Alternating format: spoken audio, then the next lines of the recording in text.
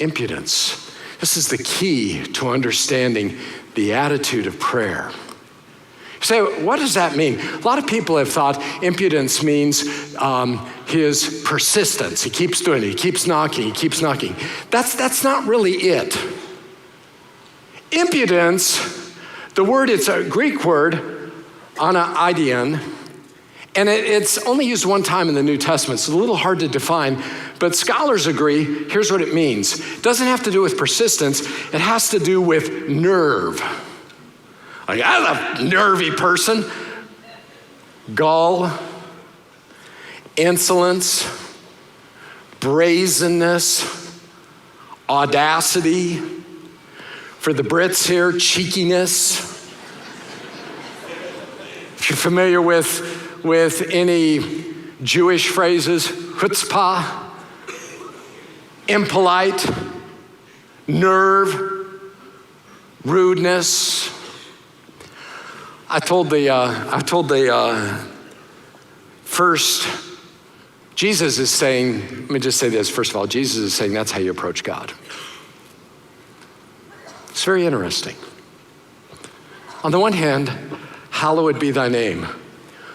On the other hand, audacity.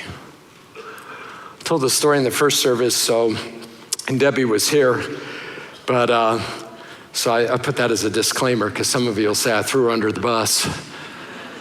This week, we happened to be in Washington, D.C., and we were there to watch the swearing in of one of our senators who happens to have family from James River. And so it was a great opportunity to be with them and to be able to pray and to celebrate what God has done in their life. So we're at the swearing in on Thursday, and if you've been to the Capitol and seen the gallery up above the Senate floor, and so we're seated in there, and you got to get there early, and so they seat us in this section, and you know there's certainly not there's no barca loungers in that place. I mean, it's all very tight seating, and so you like cramped your knees up to your chin and tights, and so we're there at 10:30, and it doesn't start till noon. So we're sitting in there, and there's a usher who's in charge of our section, and capitalize all caps charge.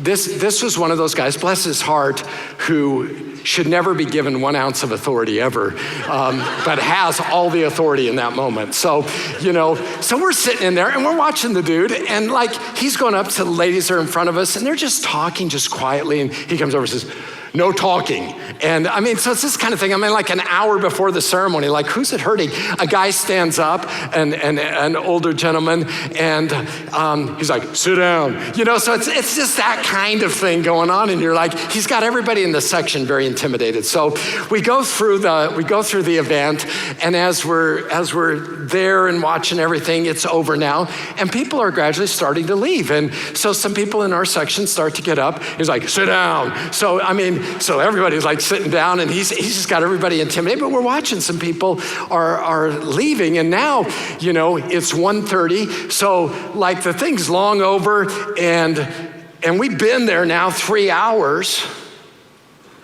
and Debbie says to me, "I'm leaving."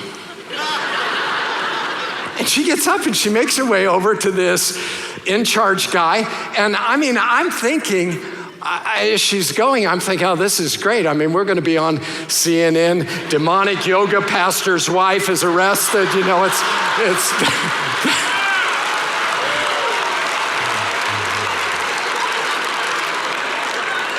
So she goes up to this guy who's a big guy. And she says, "Sir, I'm leaving." Gall, audacity, nerve, cheekiness. And he looks at her and he says, "There's a chair right by him. Sit down." So she sits down, and I'm watching this and I'm thinking, she's on the naughty chair, ha ha ha ha. And she looks at me and I'm like that. And no sooner does she do that, then she stands back up and she says, with all of the gall, brazenness, chutzpah, nerve and rudeness, she says, "Sir, I am leaving and so are my friends." And she points to my 3 friends. And so he's like, "Well, okay," like that. So all of a sudden, we start walking out, but then everybody else in the gallery, they're going out. And when we get out of there, they're all thanking Debbie. Debbie's in the hallway, has a receiving line. They're all like,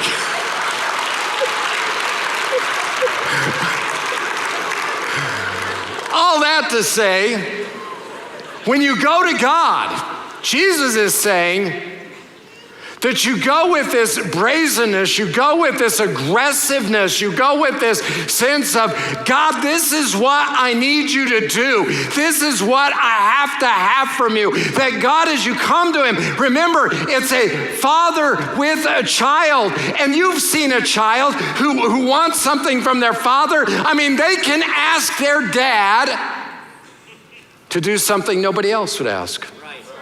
The guy could be the world's cruelest dictator. He could be the leader of the most violent cartel. But if his 5-year-old gets up and says, "Daddy, get me a drink of water in the middle of the night," guess what? He's probably gonna do it. If his wife or girlfriend asks, he's gonna say, "What, are your legs broke? Go get it." I mean, nobody's gonna be able to ask, but a child can go and can ask for what no one else asks and do it in the middle of the night and ask for the simplest or the most complicated thing. A child can do that. And Jesus says, when you go to God, go with that kind of understanding. You're his child, and you can ask in the middle of the night, and you can ask for something big, you can ask for something little. You can ask, and you don't have to flower it up, and you don't have to make it all. You just go.